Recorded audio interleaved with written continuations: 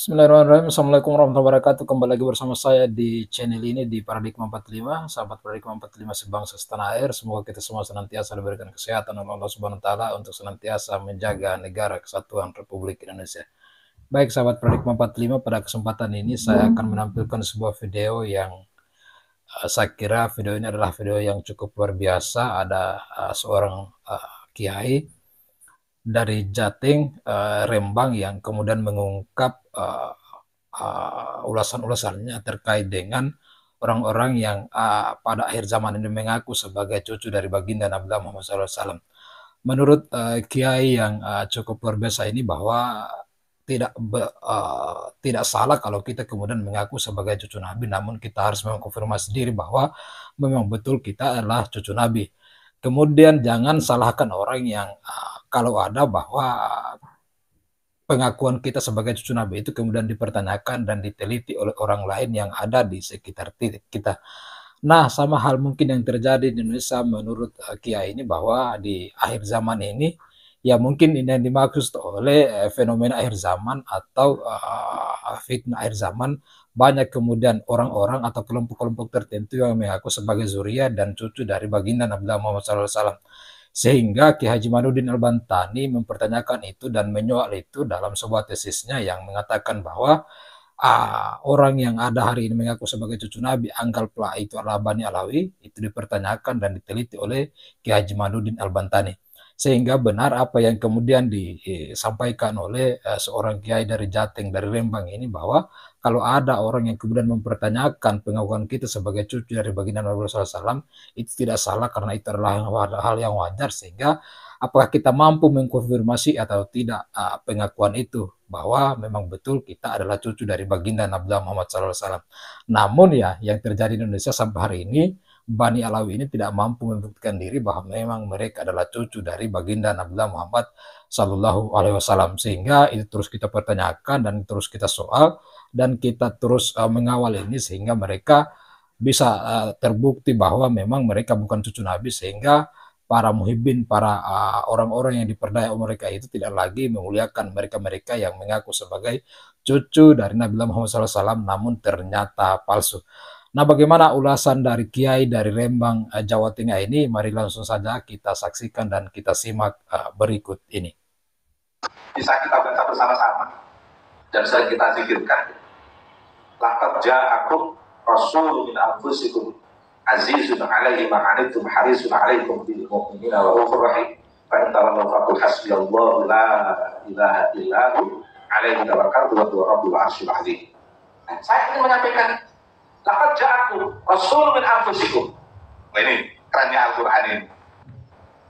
Betul-betul telah datang seorang utusan. Laqad ja'akum rasulun, seorang utusan min anfusikum, dari golongan kalian.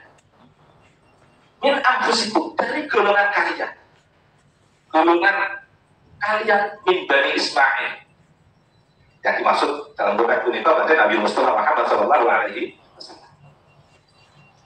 Akhirnya kan Arab itu ngecek betul nggak ini min anfusikum dalam konteks yang mereka pahami dari golongan mereka min Bani Ismail. Dicek nasabnya Nabi pada saat itu. Cocok. Oh, Nabi itu nasabnya juga diverifikasi oleh orang zamannya. Wajar kan? Kalau ada orang, misalnya Nabi Muhammad mengaku sebagai Nabi Muhammad bin Abdullah bin Abdul Muttalib bin Hashim bin Abdi Manaf. Orang Arab tanda tanya itu wajar. Benar nggak ini kok sampai Nabi Ismail darah? Nabi nasabnya juga dicek oleh orang di zamannya. Jika kalau sekarang ada orang ngaku cucu Nabi kemudian dicek, itu sudah betul. Gak salah orang yang menanyakan, gue mau ngaku putu Nabi itu bener apa orang? Kisah dia, sejarah dia, itu kan? Itu wajar. Apalagi kita akhir zaman ini banyak orang-orang yang ngaku cucu Nabi dan banyak yang membawa latar belakang kesejarahan dan perilaku yang jauh dari perilaku dan ajaran Nabi. Kemudian orang menanyakan, itu wajar. Untuk apa? Untuk biar tidak jatuh pada fitnah akhir zaman. Makanya Kalau ada orang nanya tentang cucu Nabi, sing merasa ngaku-ngaku cucu Nabi, jelaskan. Karena fitnah akhir zaman sudah sangat luar biasa seperti ini. Nabi pun ditanya tentang nasabnya pada zamannya, dan Nabi pun jelaskan. Dan yang mencatat nasab Nabi itu tidak hanya dari pihak keluarga Nabi, jadi orang lain juga mencatat nasab Nabi. Sampai sekarang kalian mencari nasab Nabi dari orang-orang Yahudi, Nabi Muhammad itu ada nasabnya. Orang-orang Nasrani itu sudah mencatat nasab Nabi. Nabi tidak hanya dicatat di keluarganya, juga dicatat di mereka yang di keluarga. Dari ilmu pengetahuan, dari sejarah umum itu juga. Makanya kalau ada orang ngaku cucu Nabi, sudah betul-betul ngaku, biar tidak menimbulkan fitnah akhir zaman, disuruh membuktikan, buktikan. Kalau nggak bisa membuktikan, jangan ngaku cucu Nabi. Apalagi kalau berperilaku yang tidak baik, malah kasihan Nabi. Nabi itu dilahirkan oleh Allah di muka bumi ini. Dilalahnya itu bin Abdullah, Sayyid Abdullah ahli ibadah, ahli tauhid. Sayyid Abdullah bin Abdul Muttalib bin ahli ibadah, ahli tauhid. Joko moralitas yang mulia. Abdul Muttalib bin Hashim juga ahli ibadah, ahli tauhid. Hashim bin Abdi Manaf juga ahli ibadah, ahli tauhid. Mengapa? Karena Allah ingin menjaga marwah Nabi Muhammad. Maka Nabi Muhammad ke atas itu adalah orang-orang yang ahli tauhid, ahli nubuwah. Oleh karena itu ke bawah Nabi, kalau ada yang mengaku cucu Nabi, harus menjaga moralitas, harus menjaga ilmu nubuwah, harus menjaga akhlak Nabi. Ya. Kalau ngaku-ngaku cucu, siap untuk dikonfirmasi, untuk menghindari fitnah akhir zaman. Itu penting. Jadi kalau ada orang yang mempertanyakan tentang seseorang yang mengaku cucu Nabi, itu tidak laknat. Itu tanya. Al-Quran itu bisa dibuktikan dengan ilmu pengetahuan. Kehadiran Nabi itu dibenarkan oleh Al-Quran. Maka siapapun yang mengaku cucu Nabi, itu harus betul-betul sesuai dengan Al-Quran. Bisa dibuktikan secara keilmuan. Karena Al-Quran diturunkan itu tidak hanya mengatur ibadah masyarakat secara umum, tapi juga diperuntukkan untuk mereka yang punya ilmu, untuk benar-benar membuktikan kebenaran Al-Quran. Kalau tidak percaya, cek secara keilmuan. Dalam konteks kesejarahan, kalau tidak percaya, cek secara kesejarahan. Kalau dalam konteks sastra, tidak percaya terkait dengan ketinggian sastra Al-Quran. Al-Quran adalah sastra terbesar dunia yang tidak ada duanya. Kalau tidak percaya, cek nuansa-nuansa sastra dari Al-Quran. Dari prinsip moralitas, prinsip moral yang diajarkan Al-Quran, kalau kamu nggak percaya tentang kebenaran prinsip moral yang diajarkan Al-Quran, cek dampak positifnya bagi orang yang melakukan apa yang diperintahkan Al-Quran. Kalau nggak percaya, cek dampak negatif bagi orang yang melanggar ajaran Al-Quran. Dampak negatif bagi orang yang melanggar ajaran Al-Quran pasti akan merasakan tidak enak. Dampak positif bagi orang yang mengikuti ajaran Al-Quran pasti akan merasakan nikmatnya hidup di dunia maupun di akhirat. Kalau nggak percaya, itu cek. Makanya luar biasa di sini. Min anfusikum, dari golongan kalian, akhirnya orang-orang ngecek. Betul nggak ini dari Bani Ismail? Dicek. Betul. Dan ada verifikasi saat itu. Makanya saking takutnya Dzurriyyah Wali Songo ngaku-ngaku cucu Nabi, khawatir kalau dari generasinya tidak ada yang bisa menjaga risalah kenabian, nilai-nilai nubuwah dan akhlakul karimah. Dipesan, ngaku-ngaku, tuturin Nabi, pinter no, ilmumu, kuat no akhlakmu. Karena risiko mengaku-ngaku cucu orang yang mulia tidak bisa membawa kemuliaan, itu bisa melemahkan masyarakat awam, sehingga masyarakat awam bisa punya persepsi yang tidak baik. Kemuliaan tidak bisa berubah, kemuliaan orang-orang yang mulia tidak bisa berubah. Tapi persepsi masyarakat itu bisa berubah, kasihan.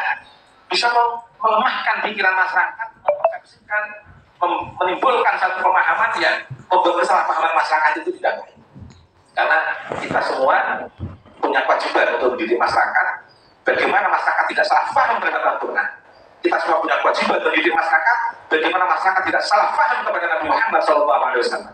Kita semua punya kewajiban mendidik masyarakat. Bagaimana masyarakat tidak salah paham terhadap pendidikan akhlakul karimah. Untuk menghindari kesalahpahaman ini, maka ada titik yang mulia dan beradab untuk membawa risalah Nabi Mustafa Muhammad SAW. Termasuk juga kewajiban untuk orang-orang siapapun orangnya, tidak ngerasani salah satunya, yang mengaku cucu Nabi juga punya kewajiban membawa akhlak Nabi, akhlak yang mulia di Nabi Mustafa Muhammad SAW. Oleh karena itu, ini juga kebenaran Al-Quran. Dampak resikonya luar biasa, sudah diperhitungkan, sudah ditata oleh Allah di Lauhul Mahfuz, disampaikan melalui malaikat Jibril kepada Nabi Mustafa Muhammad SAW. Maka Muhammadun aba ahadi min rijalikum walakin Rasulullah wa khataman nabiyyin wa kana Allahu bi kulli syai'in alim.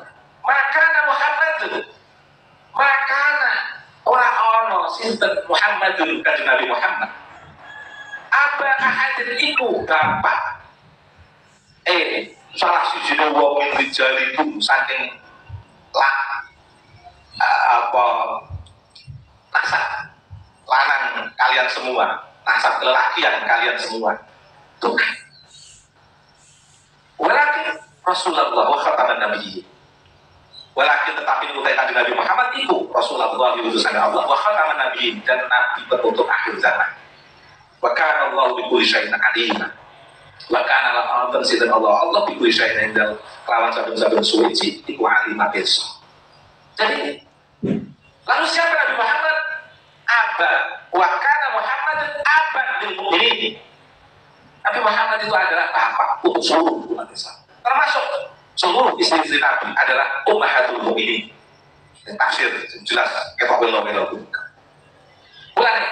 Mari kita menjadikan Nabi Muhammad sebagai utusan Allah yang betul-betul mewarnai, menginspirasi, mengajarkan kita secara moral maupun ilmu pengetahuan, dan mengajarkan kita supaya kita betul-betul menjadi umat yang mempotensikan akal, nalar, indera kita semua menjadi umat yang cerdas, sehingga betul-betul bisa mewarisi sifat amanah tabligh fatonah dari sifat Nabi Mustafa Muhammad SAW. Sehingga kalau ada orang yang mengaku-ngaku, juga harus belajar dari fenomena sosial, bagaimana menjaga hati masyarakat untuk betul-betul menjadikan Nabi sebagai utusan Allah, menjadikan Nabi sebagai sosok yang tidak bisa diaku-aku oleh orang-orang tertentu, malah untuk jualan nasab orang-orang tertentu, untuk menutup-nutupi kesalahan orang-orang tertentu, untuk melabui risalah kenabian. Alhamdulillah tidak. Jadikan Nabi Muhammad sebagai utusan yang sebagai Nabi yang akhir zaman, yang akan memberi syafaat pada kita, yang akan mengantarkan kebahagiaan kita di dunia maupun di akhirat. Kita jaga marwah kedua itu, dan betul-betul kita pahami secara ilmiah, secara syar'iyah, betul-betul Nabi menjadi seorang Nabi yang tidak bisa diakui oleh orang-orang tertentu, tapi wakana Muhammad abad ilmu. Nabi Muhammad itu abad dampak ilmunya bagi orang-orang mau ini di bahasa kita yang nonton itu, sesuai dengan ayat Al-Quran.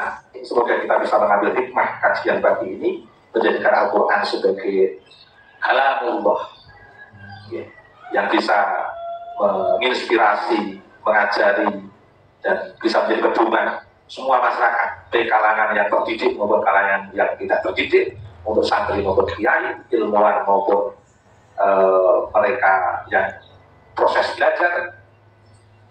Dan Nabi juga kita posisikan sebagai Nabi yang betul-betul Nabi utusan Allah, yang akan beri syafaat kepada kita, yang tidak bisa diakui oleh orang-orang tertentu, karena semua akan menganggap Nabi adalah ayah bagi seluruh orang-orang yang beriman.